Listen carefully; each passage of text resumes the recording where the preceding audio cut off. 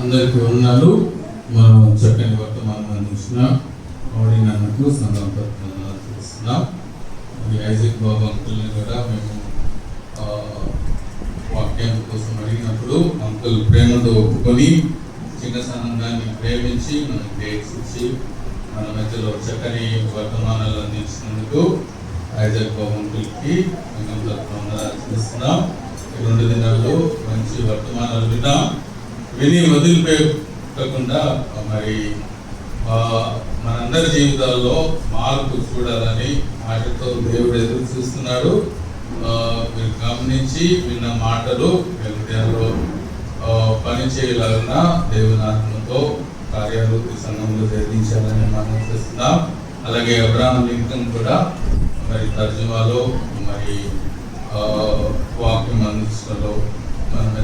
మంచి వాక్యం అందించినందుకు అబ్రాహం లింకన్కి కూడా సంఘం తరఫున వందనాలు తెలుస్తున్నాం. శాంసన్ అంకుల్ ఆల్రెడీ బయలుదేరాడు, అంకుల్కి కూడా సంఘం తరఫున వందనాలు తెలుస్తున్నాం. ఇప్పుడు ఆఖరి వరకు మనం మరి అంకుల్ యువర్ టైం అంకుల్ ఎంతైనా తీసుకోండి. సో జాగ్రత్తగా విందాం, మరి మన హృదయాలను మార్చుకుందాం. Over to uncle.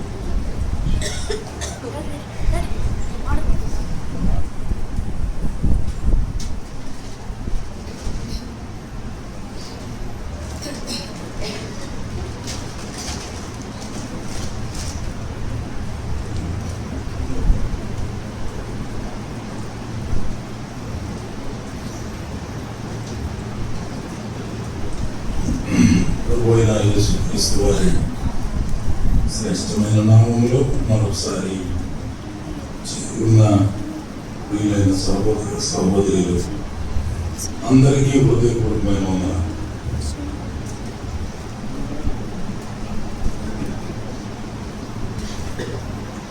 అందరికీ వందనాలు.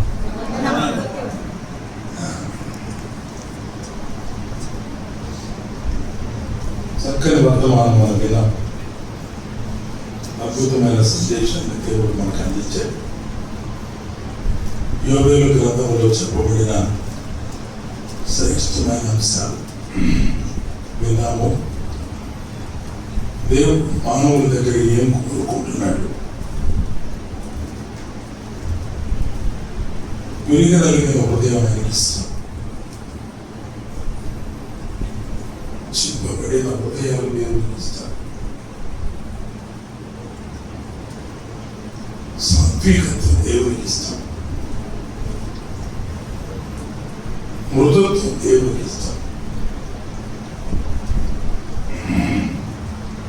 అందుచేత దేవుడు మన దగ్గర ఏం కోరుతున్నాడో వాటిని మనం ఫలించడం అనేటువంటిది చాలా ధన్యత. సండే స్కూల్ పిల్లలు కూడా తెలుసు. సండే స్కూల్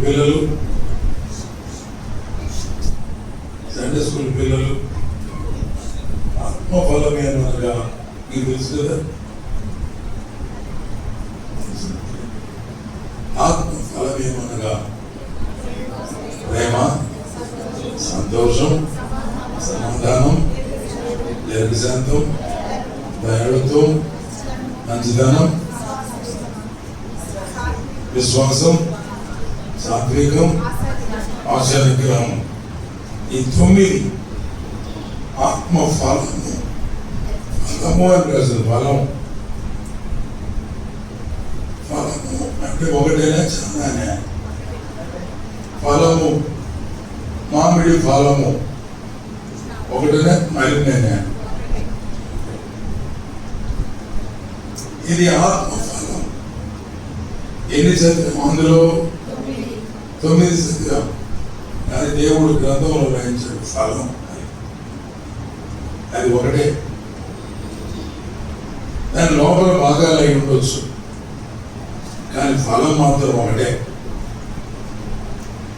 ఇందులో ఏదైనా ఒకటి చెడిపోయింది అనుకోండి, ఫలం అంతా చెడిపోయినట్ట, చెడిపోయినట్టే. కమలాకాయ అనుకోండి పోనీ, కమలాకాయ ఒక ఫలం. దానిపైన తొక్క తీస్తే లోపలన్నీ బద్దలు ఉంటాయి, తొనలు ఉంటాయి. ఎన్నుంటాయి చూసారా? ఎన్నుంటాయి లెక్క పెట్టారా? ఆరెంజ్ ఎన్నుంటాయో లెక్క పెట్టారా? 9. చూడండి 1 అంటే కొంచెం చూడండి ఎన్నుంటాయో. బత్తకాయలో కూడా, నారింజ కాయలో కూడా, కమలాకాయలో కూడా, నిమ్మకాయలో కూడా, సిట్రస్ ఫలాలు అన్నీ 9 బద్దలు కలిగి ఉంటాయి. ఒకవేళ ఎక్స్ట్రా ఉందంటే అది పొరపాటు ఉండవచ్చు. But number must be 9. Okay. మనం కొనుక్కున్న కమలకాయలో ఒక బద్ద నలిగిపోయి పాడై ఉంది. ఇది లోపల ఉంటుంది, బయటకు కనపడదు. అది కానీ పైన పట్టుకోగానే తెలుస్తుంది. We can feel that. దాన్ని గమనించగలం, ఒకసారి వాసన కూడా చూడగలం. అది కుళ్ళిపోయిన వాసన వస్తుంది, మెత్తగా ఉంటుంది. వెంటనే శాపంతో చెప్తాం, బాగాలేదు, ఇది బాగుంది సార్ అని అంటాడు ఆయన. లేదు, బాగలేదు, కావాలంటే చూడండి అని ఓపెన్ చేస్తాడు కూడా. ఓపెన్ చేసినప్పుడు అందులో ఒక పంట పాడైపోయి ఉంది, ఒక పంట పాడైపోయి ఉంది. అప్పుడు మనం అంటాం, ఈ కాయంతా పాడైపోయింది అంటామా? అవునా?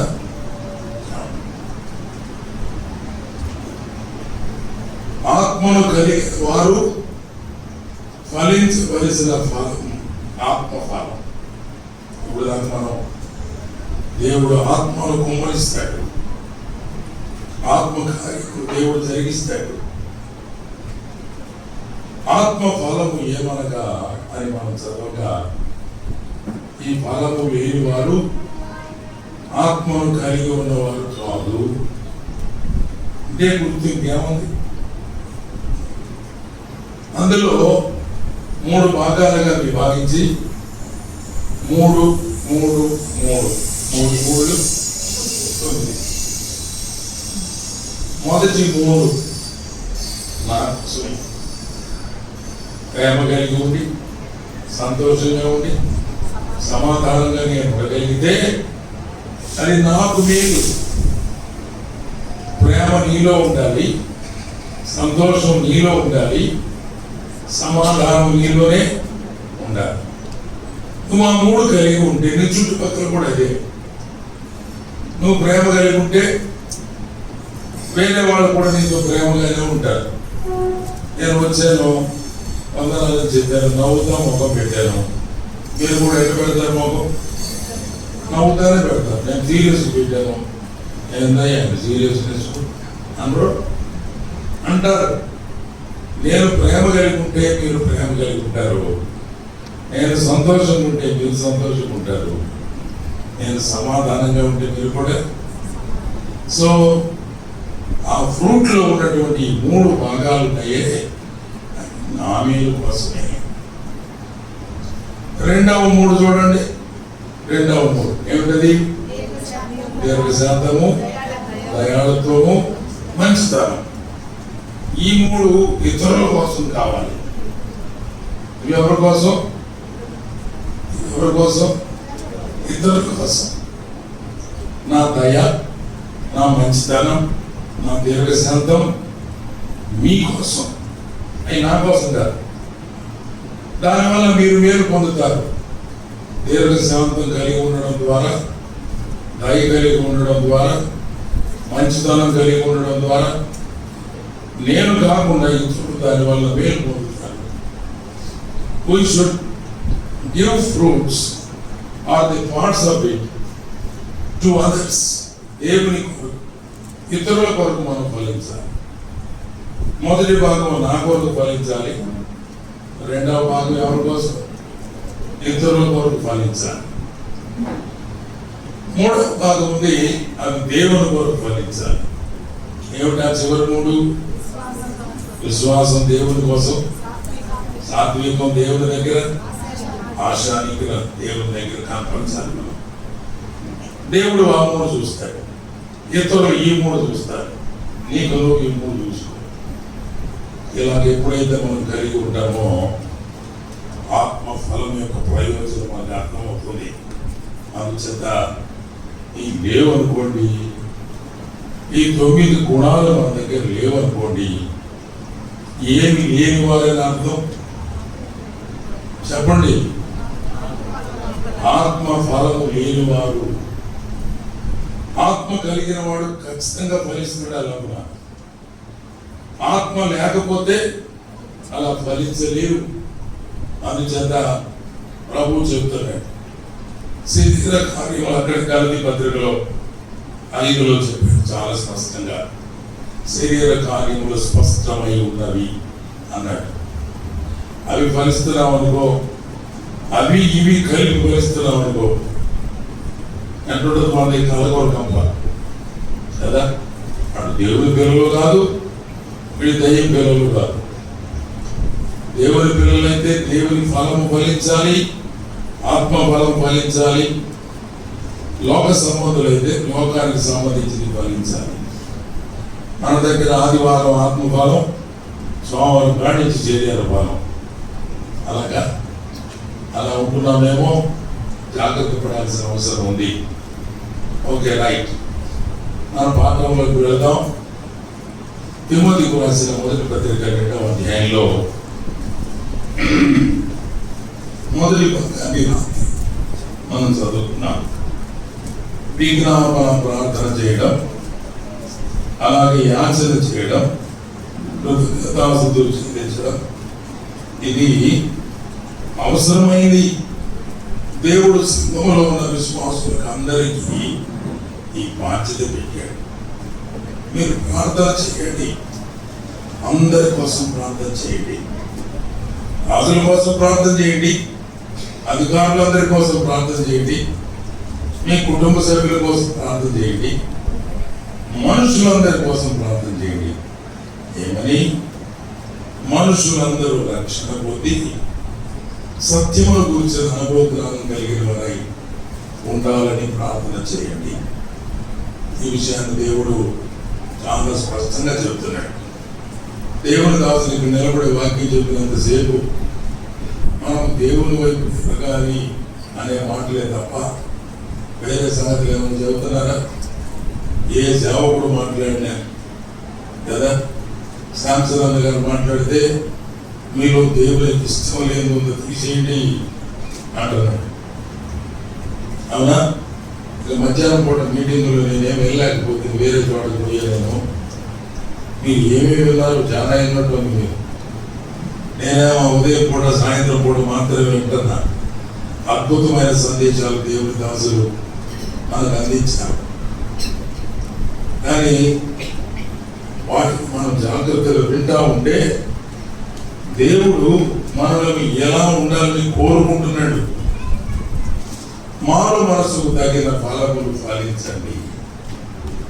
మారు మనసు పొందిన వాడు దేవుని కొరకు ఫలించాలా. మనము దేవుని ఆవరణములో, దేవుని మందిరములో నాటబడిన మొక్క, నాటబడిన చెట్టు. మనము వర్తిల్లాలా. ఒక చెట్టు నాటుకుంటే యజమానుడు దాని నుంచి ఫలాలు ఆశిస్తాడు. ఆయన ఏం ఫలాలు ఆశిస్తున్నాడు? ఆత్మ ఫలము ఆశిస్తున్నాడు. మనము ఫలించే వారిగా ఉండాలి. సంఘములో ప్రార్థన అనేటువంటి అంశం చాలా ప్రధానమైందని నేను నిజమని చెప్పుకుంటూనే ఉన్నాను. ప్రార్థన చాలా ప్రధానమైనది. ప్రార్థన లేనివాడు, ప్రార్థన చేయనివాడు మృతుడితో సమానమని ఆ మాట కూడా జ్ఞాపకం చేసుకున్నాం. ఈ సమయంలో మనం గమనించాల్సిన మాట ఏంటంటే, మనం అందరం కూడా ప్రభు అయిన యేసుక్రీస్తు వారు ఆయన మానవ జనాంగం కోసమై ఆయన చేసిన గొప్ప కార్యం ఏమిటో ఒకసారి గ్రహించాలి. మన ప్రార్థనలో ప్రభు యొక్క విమోచన కార్యాన్ని ఎన్నడూ మరవరాదు. దేవుడు మన ఎడల చేసిన గొప్ప కార్యం అదేమిటంటే విమోచన కార్యం. The deed, the act of redemption. విమోచన కార్యాన్ని దేవుడు చేశాడు. విమోచనం అంటే ఏమిటి? పాపములకు క్షమాపణ. విమోచనం అంటే అర్థం ఏంటి అనండి? నేను అన్నమాటేగా. పాపములకు క్షమాపణ. ఊరికే పాపాలకు క్షమాపణ రాదు. క్రీస్తు ప్రభు యొక్క అమూల్యమైన రక్తధారల ద్వారా మన పాపములు కడగబడి శుద్ధి చేయబడి మనము దేవుని పిల్లలుగా మార్చబడతాం. ఎఫెసీయులకు రాసిన పత్రిక 1వ అధ్యాయం 7వ వచనంలో ఆ మాట వివరంగా రాశాడు. చూడండి, ఎఫెసీయులకు రాసిన పత్రిక 1వ అధ్యాయం 7వ వచనం.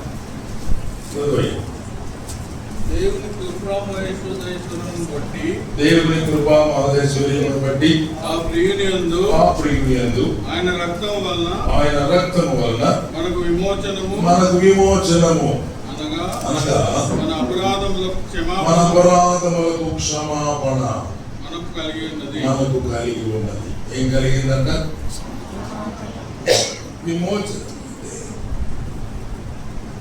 విమోచనం అంటే మన అపరాధములకు క్షమాపణ. దాని ద్వారా మనం దేవుని పిల్లలుగా మార్చబడుతున్నాం. దేవుని వైపు తిరిగినట్లు అవుతుంది.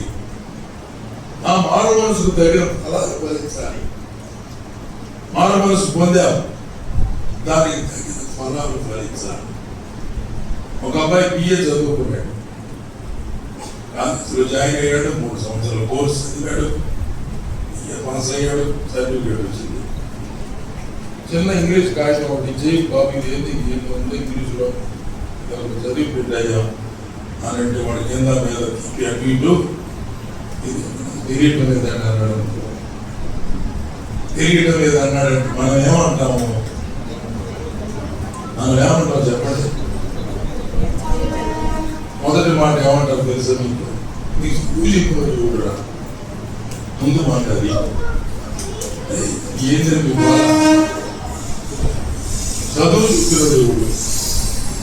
రెండోది నువ్వు చదువుకుని ఇదేనా, నువ్వు నేర్చుకున్నది ఇదేనా, నీ డిగ్రీకి అర్థం ఇదా అని అంటారా?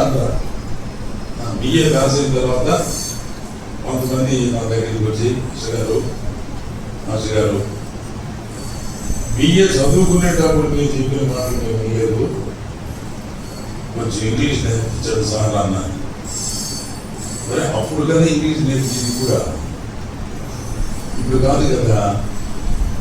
అప్పుడు లాయర్ అయిన తర్వాత వచ్చాడు నా దగ్గరికి. అంటే బిఏ తర్వాత మళ్ళీ ఏం చదివాడు? లా కూడా చదివాడు. లా చదివి కోర్టులో వాదించడానికి నాకు ఇంగ్లీష్ అవసరమైంది. అది సరిగ్గా రావట్లేదన్న. కొన్ని టెక్నిక్ చెప్పండి సార్ అన్నాడు. నువ్వు ఇప్పుడు చాలా పెద్ద చదువు చదివావు కదరా, నేనేం చెప్పను ఇప్పుడు? అప్పుడు చదవలేదు సార్, సరిగ్గా నేర్చుకోలేదు సార్, దానికి తగిన ఫలితం ఇప్పుడు కనపడడం లేదు సార్. ఒక ఎస్ఐ ఉద్యోగం వచ్చింది, అయిపోయి తిరుపతిలో ఉద్యోగం చేస్తాడు.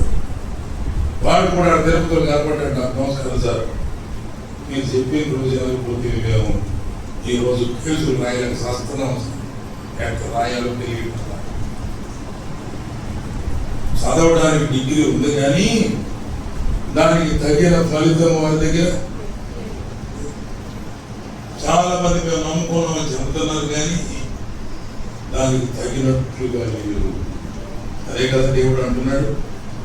తగినట్లుగా ఉండాలంటే మీ దగ్గర ప్రార్థన ఉండాలి, సాక్ష్యం ఉండాలి, ఫలించేది ఉండాలి, ప్రభు కొరకు నిలిచేది ఉండాలి, ఆయన కొరకు కనిపెట్టేది ఉండాలి.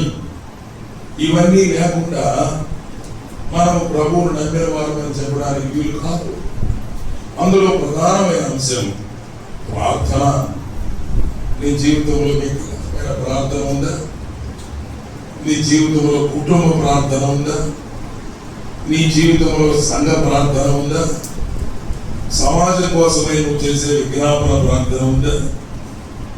ఇవి చాలా అవసరమని దేవుడు తిమోతి ద్వారా, పౌలు భక్తుడి ద్వారా తిమోతికి తెలియజేస్తున్నాడు. తిమోతి పత్రికలో ఈ సంగతులు మనకు అర్థమవుతా ఉన్నాయి. అందుచేత విమోచించబడిన దేవుని పిల్లలైన వారు సంఘంలో ప్రార్థన చేయాలి. ఎలా ప్రార్థన చేయాలి? ఇప్పుడు దాకా మనం విన్న వాక్యం, చాలా మంది పట్టణ చేసుకొని ప్రార్థన చేశారు అనుకోండి, దానివల్ల ఉపయోగం ఏమీ లేదు. అది కూడా భాగ్యంగా కనబడే దృశ్యమే. కానీ దేవుడు చూసి హృదయాలను, నీ హృదయం బద్దలైపోవాలి.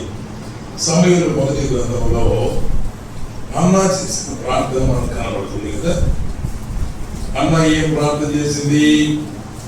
షిలోహులో ఉన్న దేవుడి మందిరానికి వెళ్ళేది, సంతు లేనిదిగా ఉంది, సంతానం లేకుండా ఉంది, చాలా ఇబ్బంది పడుతున్న సందర్భాలు ఎన్నో కనబడతాయి. మొదటి అధ్యాయంలోనే అన్న దేవుని మందిరంలోకి వెళ్ళి యెహోవా సన్నిధిలో కూర్చొని 10వ వచనం చూడండి. మొదటి అధ్యాయం సమూయేలు మొదటి గ్రంథం 10వ వచనం. బహు దుఃఖాక్రాంతురాలై చదువయ్యా. యెహోవా సన్నిధికి ప్రార్థన చేయొచ్చు.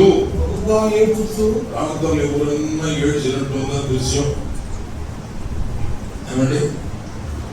ప్రార్థనలో ఒక ఏడుపు వచ్చినప్పుడు కనపడి, ఏడుపు వచ్చినా కూడా ఏడవరు. దుఃఖాక్రాంతురాలుగా అన్న ప్రార్థన చేస్తుంది. యెహోవా సన్నిధి ప్రార్థన చేయొచ్చు. బహుగా ఏడ్చాను, బహుగా ఏడ్చాను. ఏడుపు వచ్చినా కూడా ఏడవ. ఎందుకు చెప్పండి? ఎవరు చూస్తారేమో అంతే కదా. మనం వెయిట్ చేసే సంగతి చూసేది ఎవరు? మన హృదయంలో కలిగినటువంటి భారం, బాధ, మనకున్న దుఃఖం, మన హృదయంలో పుట్టేటువంటి అది దేవుడు చూస్తే అది మన హృదయంలో చెప్పుకోవడం అవుతుంది.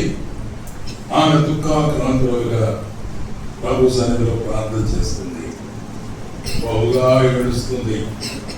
ఏమేమి ప్రార్థన చేసిందో రెండు మాటలు చదువుతాం. 11వ వచనం చూడండి.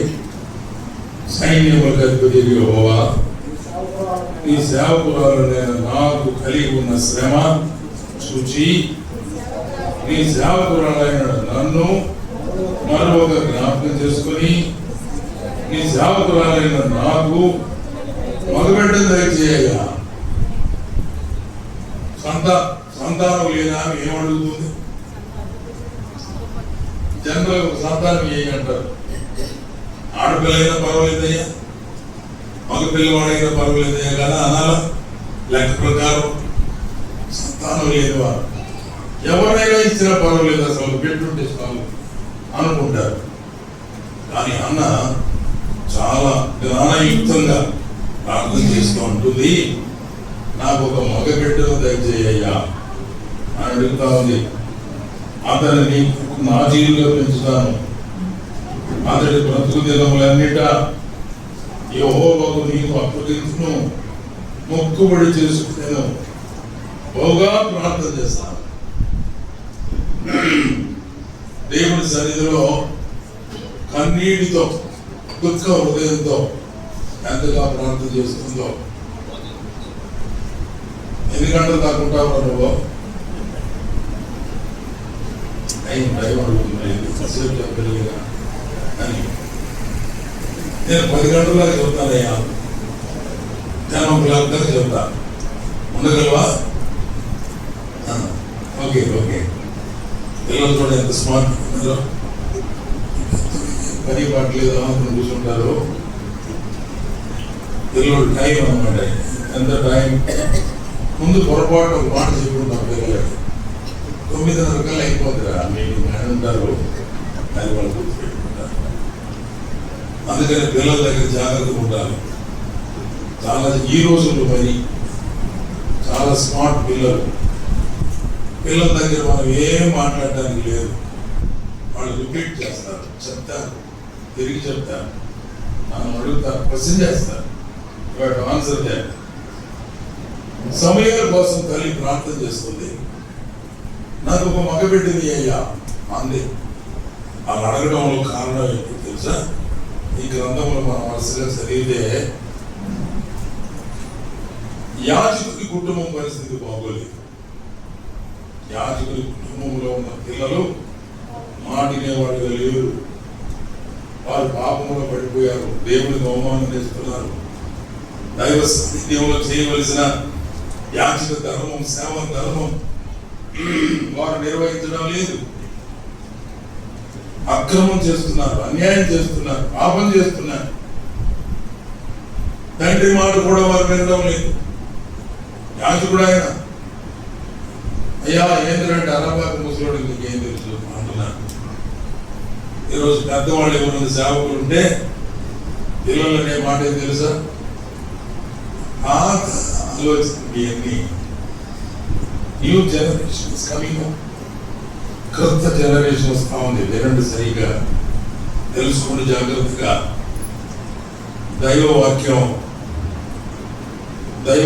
ఎన్ని వేల సంవత్సరాలైంది ఇది రాసి?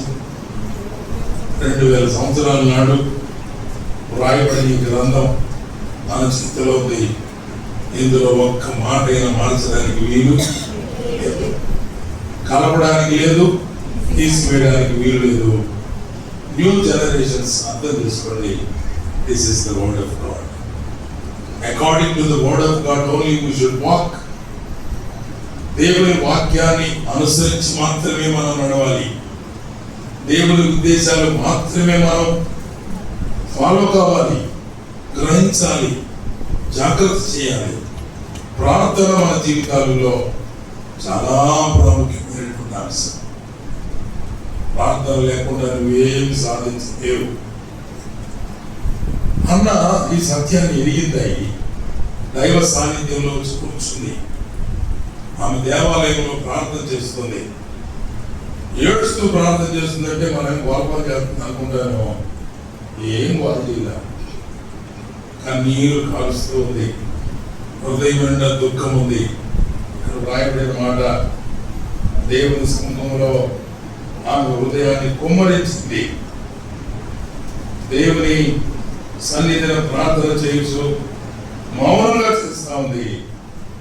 ఎదురుగా ఉన్నటువంటి యాజకుడు ఏలి ఆమె నోరు కనిపెట్టి చూస్తున్నాడు. పలుకుతా ఉంది, శబ్దం బయటికి రాలా. ఏం కదా శబ్దం చేసి ఏమైందో, ఏమైంది? She is following the rule. ఆమె దేవుని విధిని పాటిస్తుంది. స్త్రీలు ప్రార్థన చేస్తే బహిరంగంగా ఏం తప్పే ఉంది? వాక్యం చెబితే తప్పే ఉంది? నిలబడి పాటలు పాడితే తప్పే ఉంది? చాలా మంది అనుకుంటున్నారు ఈ రోజుల్లో కదా. కానీ దేవుడు అంటున్నాడు, సంఘంలో స్త్రీ మౌనంగా ఉండాలి. ప్రార్థన చేయండి, మౌనంగా చేయండి, కలిసి పాటలు పాడండి. పురుషులపై అధికారం చేయడానికి నేను సెలవివ్వడం లేదు. కారణాలు 2 చెప్పాడు. ఇదే పుస్తకంలో మనం చూద్దాం. చూడండి 2వ అధ్యాయంలోనే తిమోతి పత్రిక, మొదటి పత్రిక 2వ అధ్యాయం 11వ వచనం చూడండి. 11వ వచనం, స్త్రీలు మౌనముగా ఉండి సంపూర్ణ విధేయతతో నేర్చుకోవలేను. స్త్రీ మౌనముగా ఉండవలసినదే కానీ ఉపదేశించుటకైనా పురుషుని మీద అధికారం చేయుటకైనా ఆమెకు సెలవీయను. రీజన్స్ చెప్తున్నాడు. వై? కారణమేమి? మొదటి కారణం, మొదట ఆదామును తర్వాత హవ్వయు నిర్మించబడి కారా. మొదట నిర్మించబడింది ఎవరు? ఆదాము. తర్వాత హవ్వ. దీని పేరు order of creation. Order of creation, సృష్టి. దేవుడు ఆదామును మొదట సృజించి తర్వాత హవ్వను సృజించాడు. ఎవరు పెద్ద? ఎవరు ముందు? ఎవరు కొరకు? ఎవరు? ఆదాము, హవ్వ. ఆదాము ముందు, ఆదాములో నుండి హవ్వ. ఈ క్రమం మనకు అర్థం కావాలి కదా. కుటుంబంలోనైనా, సంఘంలోనైనా, సమాజంలోనైనా ఈ క్రమాన్ని పాటించాలి. ఇది దైవ క్రమం. మన వాళ్ళు ఏమంటుంటారు? ఇది బ్రదర్ క్రమం అంటుంటారు. ఏం క్రమం ఇది? క్రమం కాదు, దైవ క్రమం. పెంతెకోస్తు క్రమం వేరు కాదు, బ్యాప్టిస్ట్ క్రమం వేరు కాదు. సిద్ధాంతాలు వేరుగా పెట్టుకుని వచ్చేమో కానీ they must follow the word of God. దేవుని వాక్య క్రమాన్ని, దేవుని దైవికమైన పద్ధతులను అనుసరించాలి కదా. ఎవరైనా మేము ఎందుకు ప్రార్థన చేయకూడదు, మేమెందుకు వాక్యం చెప్పకూడదు, మేమెందుకు నిలబడి స్తుతులు చెల్లించకూడదు అని అంటే అర్థం ఏమిటంటే, God has not given permission of leading. నిలబడి పాటలు పాడతాడు, దాని అర్థం తెలుసుకోండి, నడిపిస్తున్నారు అని అర్థం, లీడింగ్ చేస్తున్నారు. Why have we alone standing and singing and another brother standing and singing?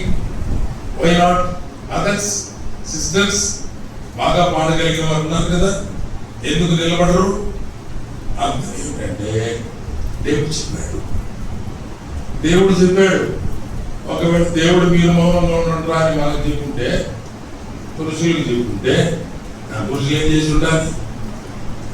మౌనంగా ఉండాల్సిందే. దేవుడు చెప్పింది మనం చెయ్యాలి, ఓకేనా? దేవుడు చెప్పింది చెయ్యాలి. సంఘములో స్త్రీ నిలబడి ప్రార్థన చేయకూడదు, సంఘంలో స్త్రీ లీడ్ చేయకూడదు, పాటలు నడిపించకూడదు. పాటలు కలిసి పాడవచ్చు, ప్రార్థన చేయొచ్చు. అన్న ఎలా ప్రార్థన చేస్తుంది మందిరంలో? నోరు మెదుపుతుంది కానీ శబ్దం బయటికి రాట్లా. ఏలి కనిపెట్టి చూస్తున్నాడు. ఏమా, ఏలి పాపం దృష్టి మాంద్యం ఉంది, అందుకని ద్వారా నుంచి చూస్తున్నాడు. ఏమా మత్తురాలువా, చాలాసేపటి నుంచి అలాగే ఉన్నావే, ఏదో నోట్లు కొనుక్కుంటున్నావే, ఒకవేళ ద్రాక్షరస పుట్టేవని నీ పక్కన ఉందా, తొలగించమ్మా అంటున్నాడు. ఆమె అసలే బాధపడతా ఉంటే, ఏడుస్తూ ఉంటే, కృంగిపోతా ఉంటే, కళ్ళు కనపడిన ఆయన ఏమన్నాడు? మత్తురాలువా అన్నాడు. నువ్వు ఎంతసేపు మత్తురాలుగా ఉంటావమ్మా? ఇంతసేపు ప్రార్థన, ఇక్కడ ప్రార్థన చేస్తున్నాను. మన దేశంలో ఉన్న పరిస్థితులన్నింటినీ కూడా దేవుని దగ్గర మొరపెడతాం. అయ్యా, శత్రువులు పై చేయిగా ఉన్నారు, నాకు ఒక కొడుకు ఇచ్చేవాటి నీ కోసం చూస్తాను. యాజకుల కుటుంబం సరిగ్గా లేదు, నాకు ఒక కొడుకులు ఇచ్చేవంటే యాజకుల స్థానంలో నా కొడుకు ఉండేటట్టు ప్రార్థన చేస్తా, నేను పెంచుతా. సమాజం బాగలేదు, మా ఇంట్లోనే బాగలేదు. నేను మొదటి భార్యను, నా భర్త ఇంకొక ఆమె చేసుకున్నాడు. ఇశ్రాయేలు కుటుంబాలలో దైవ క్రమం లేదు. అవన్నీ చేయాలంటే నాకు కొడుకు కావాలి, నాకు కూతురు కూడా చెప్పలేదు, నాకు కుమార్తె అయితే సరి చేయలేదు. ఆమె ప్రవక్త కాదు, ఆమె యాజకుడు కాదు. దేవుడు పురుషులను వినియోగించుకుంటున్నాడన్న వాక్య సత్యం గ్రహించినటువంటి అన్న ఖచ్చితంగా అడిగింది. చాలా మంది పిల్లలు లేని వాళ్ళు నేను కూడా అడిగాను, అన్న పిల్లలు లేదు ప్రార్థన చేయన్నా వస్తారు, ఇద్దరు భార్య భర్తలు, ఎవరు కావాలి మీకు నేను అడుగుతాను. ఈ ఊరు ఇచ్చేవాళ్ళు అసలు లేకపోతే అమ్మాయి అయితేమో అబ్బాయి అయితేమో ఎవరో కొన్ని ఏమన్నా అంటారు కదా. అన్న అలా అనుకోవట్లేదు. అన్న దేనికోసం కుమారుని కావాలంటుంది? దేవుని పని, పరిచర్య, విధానం, క్రమం జాగ్రత్తగా నిర్వర్తించడం కోసమై కుమారుని ప్రార్థన చేసింది. ప్రార్థించిన విధంగానే కుమారుని పెంచింది, పెద్ద చేసింది. ఆ సమయం తర్వాత దినాలలో ప్రవక్త అయ్యాడు, సరిచేశాడు, బాగు చేశాడు, ప్రవచించాడు, న్యాయం తీర్చాడు, న్యాయాధిపతిగా నిలబడ్డాడు. సమయంలో గ్రంథాన్ని చదువుతా ఉంటే సమయంలో పెద్దవాడైనప్పుడు బాల్యం నుండి కూడా దేవుని మందిరంలో పెరిగాడు, దేవుని సంతానంలో పెరిగాడు. ఏలితో మాట్లాడడానికి దేవుడికి ఇష్టంగా లేదు. ఏలి ఆమెను జాగ్రత్త చూసుకుంటాడా? ప్రార్థన బాగుందా? కుమారులను కండిషన్లో పెట్టాడా? పరిచర్య బాగా జరుగుతుందా? ఏమీ లేదు. అందుకు దేవుడు ఏలితో మాట్లాడడం ఇష్టపడకుండా బాలుడైన సమూయేలును పిలిచాడు. సమూయేలు అన్నాడు. బాబు పండుకున్నాడు కింద. పెద్ద ఆయన పిలిచాడు అనుకుని పరిగెత్తాడు ఆయన దగ్గరికి. 2 సార్లు వెళ్ళాడు. 2వ సారి చెప్పాడు, ఈసారి కానీ మళ్ళీ నీకు అది వినపడితే ఇలా చెప్పాలా, అది దేవుడు నిన్ను పిలుస్తున్నాడు, నీ దాసుడు ఆలకించుతున్నాడు, ఆగ్రహము అనాల. దాసుడు ఆలకించుతున్నాడు, నేను భయం వేసింది. ఆయన పెట్టుకుని దేవుడు నాతో మాట్లాడతాడు. మాట్లాడాల్సిన దేవుడిని ఎవరితో? ఏలితో మాట్లాడాలి, ప్రవక్తతో మాట్లాడాలి కదా. దేవుడు మాట్లాడడానికి ఇష్టపడుతున్న కారణం సమూయేలు హృదయాన్ని దేవుడు గమనిస్తున్నాడు. అన్నా ప్రార్థనకు దేవుడు జవాబు ఇచ్చాడు. అన్నా ఎలాగైతే ప్రార్థనా పరులలో తన కుమారుడైన సమూయేలు ప్రార్థనా పరుడుగా చేసింది. నువ్వు ప్రార్థనా పరుడు అయితే నీ బిడ్డ ప్రార్థనా పరుడు అవుతాడు. నువ్వు వాక్యం పట్ల శ్రద్ధ కలిగిన తల్లి అయితే నీ బిడ్డలు వాక్యం నేర్చుకుంటారు. నువ్వు దేవుని పని పట్ల ఆసక్తి కలిగిన వాదానికైతే అలాగే నీ బిడ్డలు కూడా బయటకు వస్తారు, ఖచ్చితంగా వస్తారు. అనుమానం లేదు ఇందులో. తల్లి మోకరించి ప్రార్థన చేస్తూ పిల్లలు, చిన్న పిల్లలు తల్లి పక్కనే చేస్తారు కదా, ప్రార్థన చేసుకుంటారు. వాళ్ళ అమ్మ దేవా సమూయేలు వందనాలయ్యా, సమూయేలు నీ కొరకు పెంచడానికి నేను అడిగాను, నా కోసం కాదు, నీ కోసం పెంచుతాను. ఈ దేశంలో, ఈ ప్రజల మధ్య, కుటుంబాలలో, ఈ మందిరంలో నీకు సాక్షిగా నిలబడాల. అది ఆమె ప్రార్థన. ఎంత అద్భుతమైన ప్రార్థన, నిస్వార్థమైన ప్రార్థన. అనండి అందరూ అన్నమాట. సంఘం కోసం చేస్తే, సమాజం కోసం చేస్తే కదా, విశ్వాసుల కొరకు చేస్తే, రక్షించబడని పాపం విషయమై ప్రార్థన చేస్తే అది నిస్వార్థమైన ప్రార్థన. నా కుటుంబం కోసమే నేను చేసుకుంటే అదే ప్రార్థన,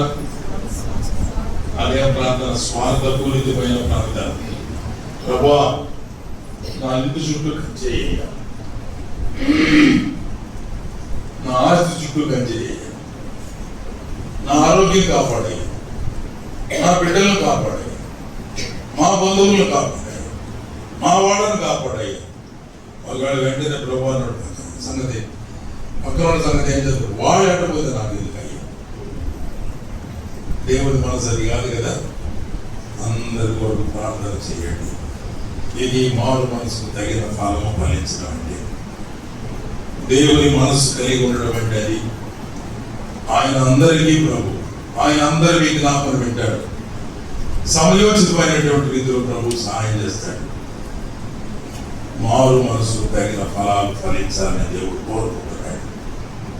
స్త్రీ సంఘములో మౌనముగా ఉండాలి. ఎందుకు మిమ్మల్ని అడుగుతారు చాలా మంది, మీ సంఘంలో మీరు పాటలు పాడతారా? నిలబడి మేము నిలబడి పాడడం, నిలబడి ఏమైనా వాక్యం చదువుతారా? ప్రార్థన చేస్తారా? ఎందుకని? సంఘం ఏం చేద్దాం ఆ ప్రజల సంఘం అంటుంది మొదటి నుంచి అంటారా? అలా అనకూడదు.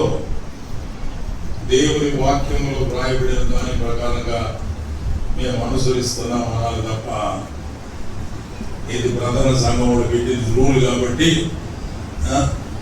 చాలా మంది టికెట్ మాట్లాడుకుంటారు. అపోజిట్ పౌరులు కంటారు, స్త్రీలు అంటే కోపం అంటారు.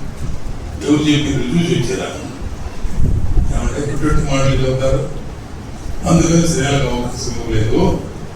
ఆ శతాబ్దంలో స్త్రీలు అంటే పాపం ఆయనకి, అందుకే నేను స్త్రీలకు అవకాశం ఇవ్వను అన్నాడు. చూసారా, ఆయన అన్న మాట అది దేవుడు చెప్పిన మాట కాదని దాని భాష్యం చెప్తారు. అదంతా wrong concept. What all return in this book, ఈ గ్రంథంలో రాయబడిన ప్రతి మాట మనుషులు దేవుని ఆత్మ చేత ప్రేరేపించబడిన వారై దేవుని మూలముగా పలికిన మాటలు ఇవి. వ్యర్థంగా ఒక్క మాట కూడా, ఒక సున్నా, ఒక పొల్లైనా ఇందులో తీసేయడానికి వీలు లేదు. ఇది మనుషుల ఆలోచన కానే కాదు. పేతురుపత్రికల మాటలు మనుషుల యోచన చొప్పున ప్రవచనమేది పుట్టదని మొదట గ్రహించుకోవాలి. అందుకని దైవ గ్రంథంలో ఏమి రాసిందో వాటన్నిటిని మనం గమనించాలి. నంబర్ 1 రీజన్ నంబర్ 1 ఏం చెప్పాను? ఆదాము మొదట జన్మించాడు, పుట్టాడు, లేక దేవుడు సృజించాడు. మొదట ఆదాము తర్వాత అవ్వ సృజించబడి కాగా, అది మొదటి రీజన్. రెండవ రీజన్, మరియు ఆదాము మోసపరచబడలేదు కానీ స్త్రీ మోసపరచబడి అపరాధములో పడెను. ఎవరంట మోసపరచబడింది? స్త్రీ మోసపరచబడింది. ఈజీగా డిసీవ్ అయింది, మోసం చేశాడు సాతానుడు కదా. అందుకని దేవుడు ఏం చెప్తున్నాడంటే ఈజీగా మోసపోయే మనసు పత్రికలో రాస్తున్నాడు. స్త్రీలు బలహీన ఘటములను ఎంచి జాగ్రత్తగా వివాహానికి సంబంధించిన సందర్భంలో ఆ మాటలు వినియోగించాడు. అందుచేత జాగ్రత్త వహించాల్సినటువంటి అవసరం ఉంది. సంఘాలలో, అసలు బైబిల్ గ్రంథంలో స్త్రీలకి ప్రాధాన్యత ఇంకెక్కడా ఇవ్వలేదు. స్త్రీలకు ఇచ్చినంత ప్రాధాన్యత ఇంకెక్కడా ఇవ్వలేదు. ఒకరోజు స్త్రీల మీటింగ్ పెట్టండి, నేను వస్తా. దేవుడు స్త్రీలకు ఇచ్చిన ప్రాధాన్యత ఎంత గొప్పదో బైబిల్ గ్రంథంలో ఉన్నంత ప్రాధాన్యత మరి ఎక్కడ ప్రపంచంలో లేదు.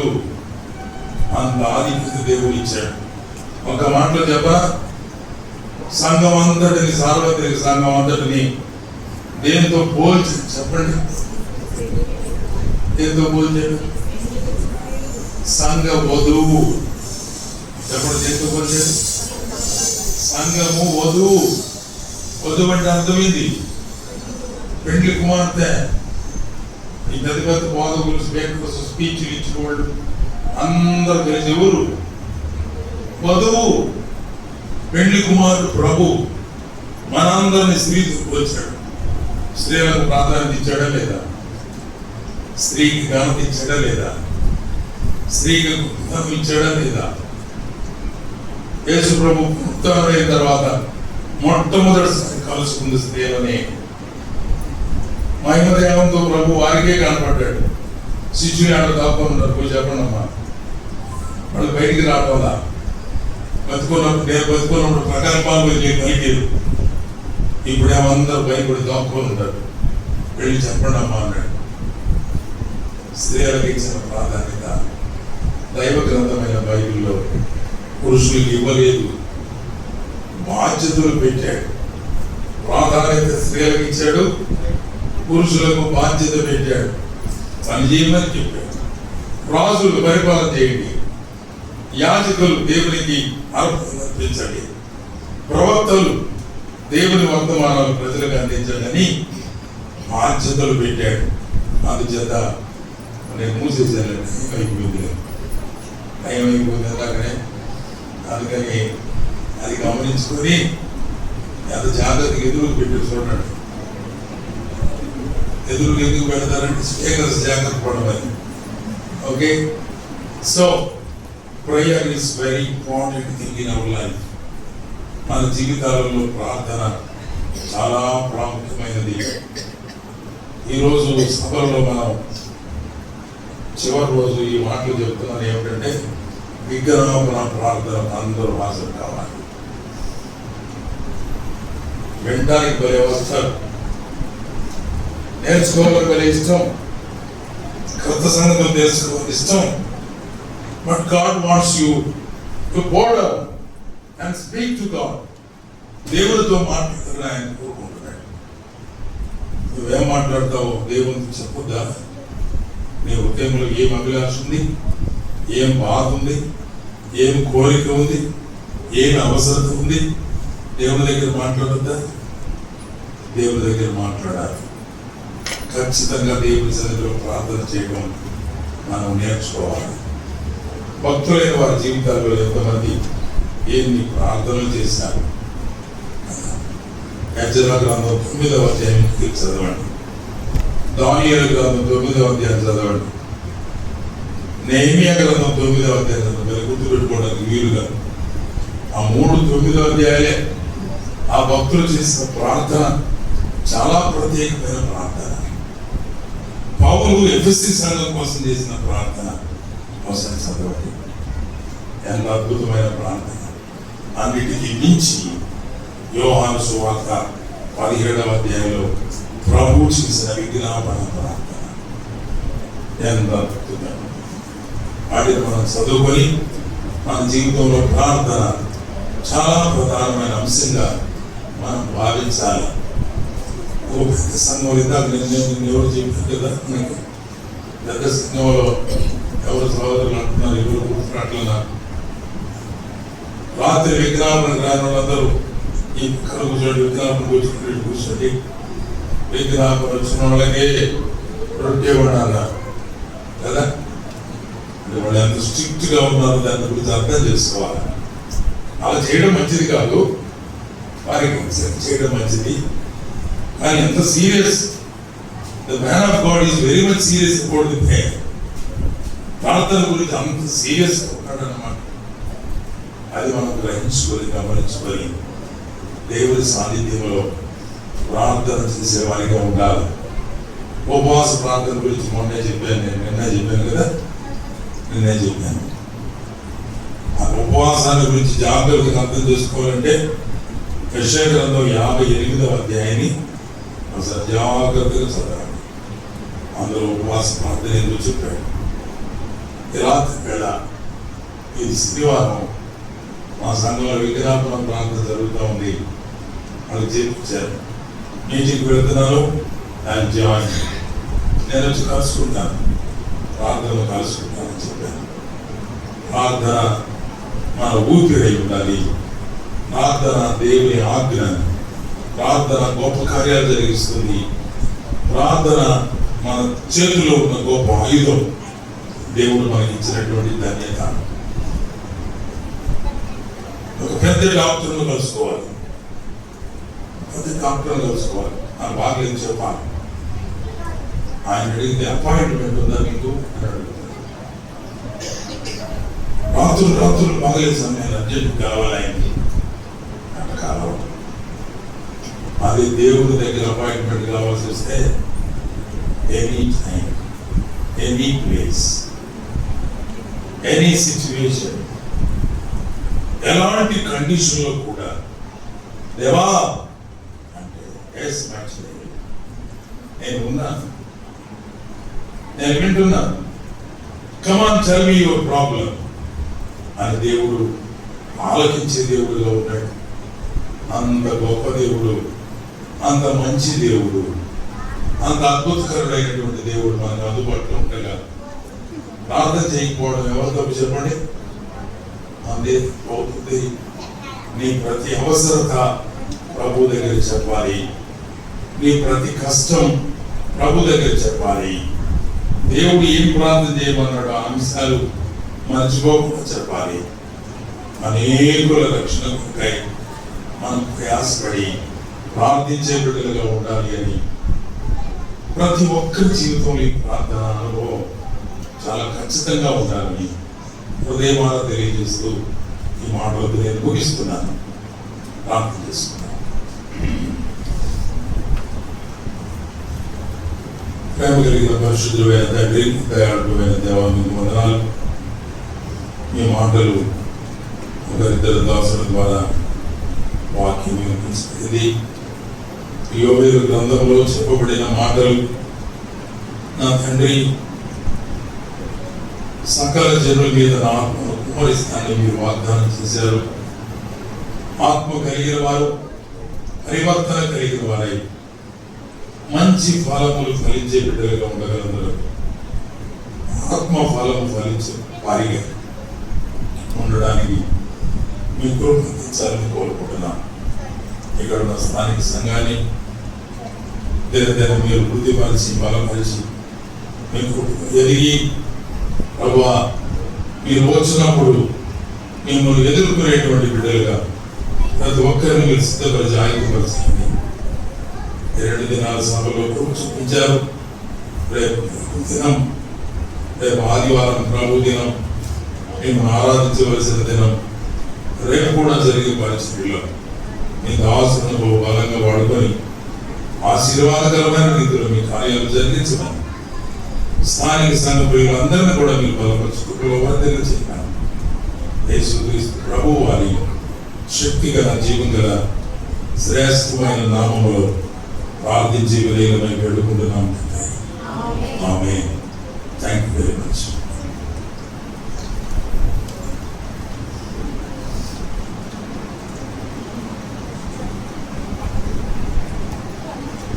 థ్యాంక్ యూ అంకుల్, మంచి చక్కని వర్తమానం అందించారు.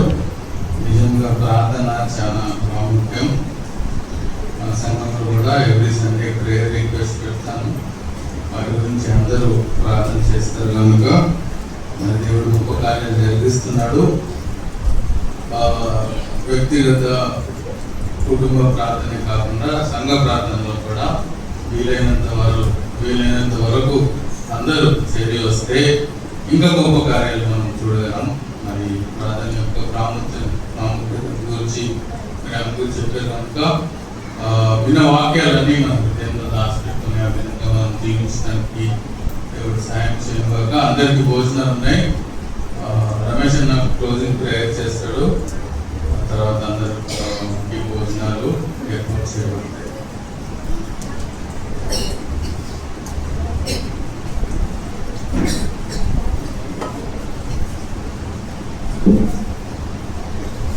మమ్మల్ని ఎంతగానో ప్రేమిస్తున్నాం మా పరలోకపు తండ్రి. మీ పరిశుద్ధమైన పాదాలకు స్తుతులు స్తోత్రాలు చెల్లించుకునే భాగ్యం మేము వినట వారని మాకేమీ తెలియదు. ఈ దాసులు తీసుకొని వచ్చి హైదరాబాద్ నుంచి, విజయవాడ నుంచి, ఒంగోలు నుంచి, చినగంజాల నుంచి తీసుకొని వచ్చి నీ దైవదాసులు వాక్యాన్ని అందించారు. అయ్యా, వివరించి చెప్పే వాక్యం అయ్యా అందరూ విన్నారు. పరిశుద్ధిగా మా ఎడల నీకు వారాన్ని బట్టి స్తోత్రాలు చెల్లించుకుంటున్నాం. అయ్యా, అన్ని విషయంలో మీరు సహాయం చేశారు. దేవుని ప్రేమించే వారికి అనగా ఆయన సంకల్పము చొప్పున పిలువబడిన వారికి ఏ మేలు కుదువై ఉండదని వాక్యం సెలవిస్తుంది కదా ప్రభు. మీరు చేసిన సహాయం బట్టి స్తోత్రాలు చెల్లించుకుంటున్నాం. మా జీవం కలిగిన తండ్రి, మేము ప్రార్థించి నిరీక్షించిన రీతిగానే వాతావరణాన్ని ఆ దినాలు ఉంచుకున్నాము. కరెంటు విషయంలో మీరు సహాయం చేసి అయ్యా నీ దైవదాసుల ద్వారా ఇవి ఆ వాక్యాన్ని మా హృదయాలను భద్రపరుచుకొని దాని ప్రకారం నేను జీవించినట్లు నీ కృపా కలిగినాలు మాకు తోడుగా ఉంచినందుకు స్తోత్రాలు చెల్లించుకుంటున్నాము. ఈ చిన్న సంఘానికి ఈ పెద్ద బోధకులను పంపించినందుకు స్తోత్రాలు చెల్లించుకుంటున్నాము. మహాపరిశుద్ధ మహాగంధ ఈ అపారమైన ప్రేమ వందనాలు స్తోత్రాలు. మేము ప్రేమించలేదు కానీ నీవే మమ్మల్ని ప్రేమిస్తూ పోషిస్తూ కాపాడుతున్న దేవా. అనేక ఆత్మలు రక్షణార్థమై ఈ ఖర్చు పెట్టి ఈ మీటింగ్ అయాత్మకి జరిగిస్తున్నట్టుగా స్తోత్రాలు. అంత నిశ్చితానుసారంగా జరిగించేవాళ్ళని బట్టి కృతజ్ఞతాస్తుతులు చెల్లించుకుంటున్నాం. మా శక్తి బలం ఏమీ కాదు నాన్న, అది చిత్తానుసారంగా ఈ మీటింగ్ జరిగించినందుకు స్తోత్రాలు. అనేక ఊర్ల నుంచి నీ దైవదాసులు తీసుకుని వచ్చారు. వారు కూడా నేర్చుకుని వెళ్ళారు. 50 గ్రంథంలో నుంచి కొన్ని మాటలను బట్టి స్తోత్రాలు. నా తండ్రి, అతిక్రమించిన మానవుల కోసం ఎంతకాలం నీ చేతులు సాధించున్నందుకై స్తోత్రాలు. ఈ బాలాజీనగర్ని ప్రేమించినందుకై స్తోత్రాలు చెల్లించుకుంటున్నాను. వచ్చిన మా సహోదరుల కోసం ప్రార్థన చేయించున్న ప్రభు సహాయం చేయండి. ఇంకా మేము నమ్ముకోకుండా ఉంటే, ఇంకా నాయన తండ్రి అన్నవలే కాకుండా ఉంటే అది ఇష్టానుసారంగా ఉన్నవారిని స్తోత్రాలు. మంచి వాక్యాన్ని అందించిన దైవదాసుని బట్టి స్తోత్రాలు. అన్న ఎలా ప్రార్థించినో కుమారుని కావాలని కోరుకుంటున్నాను. సంఘం చెడిపోయినప్పుడు, ఏలి కుమారుడు చెడిపోయినప్పుడు మరి ఆమె ప్రార్థనలో జ్ఞాపకం చేసుకుని మీరు సహాయం చేసేది. అయ్యా తండ్రి, మీరు మాట్లాడే విధానం బట్టి స్తోత్రాలు చెల్లించుకుంటున్నాను.